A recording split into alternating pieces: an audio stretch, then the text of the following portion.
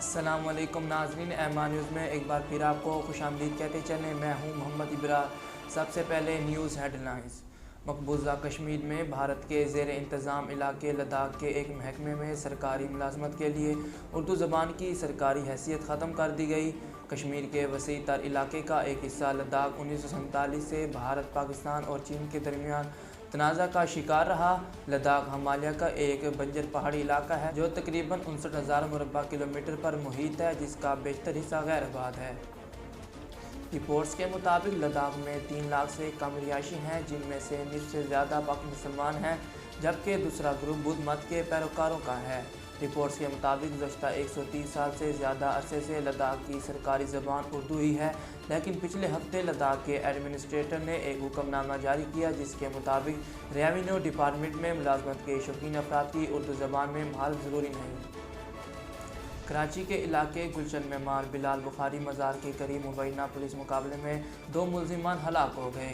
Police کے مطابق ہلاک ملزمان کی لاشیں عباسی شہید ہسپتال منتقل کر دی گئیں، جبکہ ان کی شناخت کا عمل جاری ہے۔ پولیس حکام کا کہنا ہے کہ موٹر سائیکل سوار 2 ملزمان شہری سے لوٹ مار کر رہے تھے۔ پولیس کے پہنچنے پر ملزمان نے فائرنگ کر کے فرار ہونے کی کوشش کی۔ اس دوران ایک ملزم گولی لگنے سے اور دوسرا فرار ہوتے وقت گاڑی کی ٹکر سے ہلاک ہو گئے۔ اس کے علاوہ کراچی کے علاقے شاہ لطیف ٹاؤن میں بھی مبینہ مقابلہ ہوا، جس میں ملزم کو زخمی حالت میں گرفتار کر لیا گیا، جبکہ اس کے 2 ساتھی فرار ہو گئے۔ National command and control centre تعلیمی ادارے بند کرنے یا نہ کرنے سے متعلق فیصلہ آج صوبائی وزرائے تعلیم کے اجلاس کے بعد کرے گا۔ اسلام آباد کے 8 تعلیمی اداروں میں کرونا کیسز سامنے آ چکے ہیں۔ میر پور میں 7 تعلیمی ادارے 10 روز کے لیے بند کر دیے گئے۔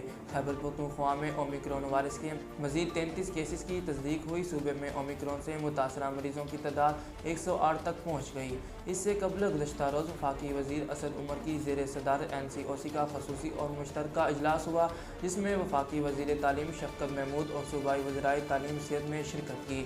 اجلاس میں کرونا کی بڑھتی صورتحال اور اضافے کی صورت میں بندشوں پر تبادلہ خیال کیا گیا۔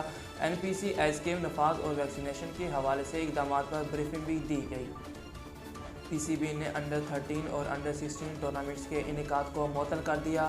تفصیلات کے مطابق PCB نے انڈر 13 اور انڈر 16 ٹورنامنٹس کے انعقاد کو معطل کرنے کا اعلان کیا ہے۔ PCB عہدیدار کا کہنا تھا کہ معطلی کی وجہ زائد کھلاڑیوں کا ٹورنامنٹس میں شرکت کرنا ہے۔ انہوں نے کہا کہ ٹورنامنٹس میں PCB کے پاتھ ویز پروگرام کا انتہائی اہم جزو ہے۔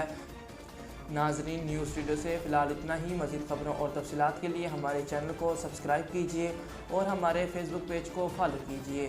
اسی کے ساتھ ہی اپنے میزبان محمد ابرار کو دیجیے اجازت۔ اللہ حافظ۔